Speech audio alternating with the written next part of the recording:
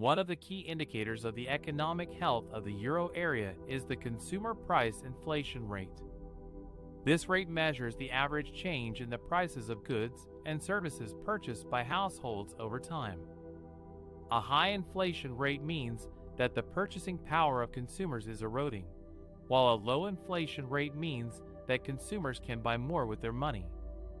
In April 2023, the consumer price inflation rate in the euro area slightly increased to 7% from March's 13-month low of 6.9%. This means that on average, the prices of goods and services in the euro area were 7% higher in April 2023 than they were in April 2022. This increase was mainly driven by higher energy prices, which rose by 22.4% year-on-year, as well as higher prices for food, alcohol, and tobacco, which rose by 8.1%. The core inflation rate, which excludes volatile items such as energy and food, remained stable at 4.5% in April 2023, indicating that the underlying inflationary pressures in the euro area were not as strong as the headline rate suggested. However, both the headline and the core inflation rates were well above the European Central Bank's target of below but close to 2%, which is considered to be consistent with price stability and economic growth. The high inflation rate in the euro area contrasted with the lower inflation rate in the United States, which stood at 5.8% in April 2023, down from 6.2% in March. The difference between the two regions reflected the different impacts of the COVID-19 pandemic and the subsequent recovery policies on their economies.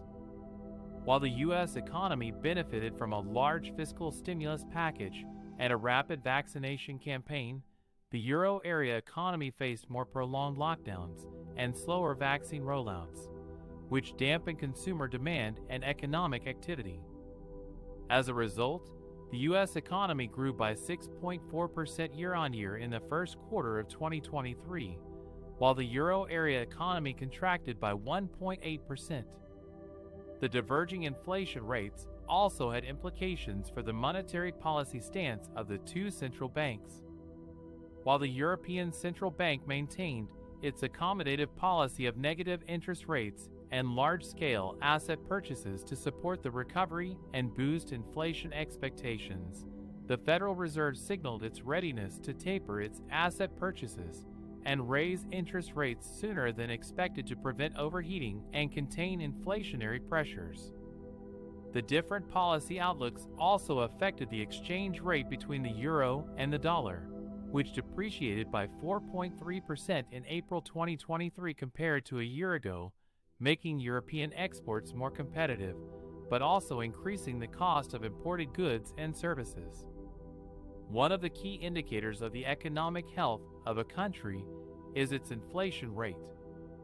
Inflation measures how much the prices of goods and services change over time. A high inflation rate means that the purchasing power of money is decreasing, while a low inflation rate means that the money retains its value. In this video, we will compare the inflation rates of Europe and the US in April 2023 using a simple chart. The chart shows the annual percentage change in the Consumer Price Index, CPI, for both regions. The CPI is a measure of the average prices paid by consumers for a basket of goods and services. The chart reveals that the annual inflation rate in the U.S. fell to 4.9% in April 2023, the lowest since April 2021, and below market forecasts of 5%. This means that the prices of goods and services in the U.S. increased by 4.9% on average compared to the same month a year ago. What factors contributed to this decline in inflation? According to the Bureau of Labor Statistics, the main drivers of the lower inflation rate were a slowdown in the rise of energy prices, especially gasoline and electricity, and a moderation in the cost of food, clothing, and transportation services. These categories account for a large share of the CPI basket and have a significant impact on the overall inflation rate. However, Some other categories showed higher inflation rates in April 2023, such as housing, medical care, education, and recreation. These categories reflect the demand for goods and services that are less sensitive to price changes and more influenced by other factors, such as income, preferences, and availability. The chart also shows that the inflation rate in Europe was lower than that of the US in April 2023 at 2.1%. This means that the prices of goods and services in Europe increased by 2.1% on average compared to the same month a year ago. How does Europe measure its inflation rate? Unlike the US, which has one national CPI, Europe uses a harmonized index of consumer prices, HICP, that covers all 27 member states of the European Union.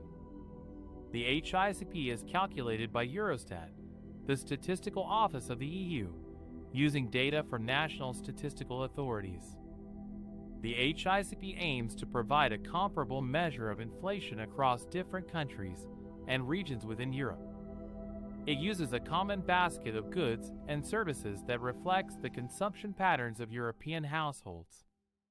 It also adjusts for differences in taxation, subsidies, and quality changes that may affect the prices of goods and services. The main reason for the lower inflation rate in Europe than in the US in April 2023 was a weaker recovery from the coronavirus pandemic. The European economy contracted by 0.6% in the first quarter of 2023, while the US economy grew by 1.6%. This resulted in lower demand and output in Europe, which put downward pressure on prices. Another reason was a stronger euro against the US dollar.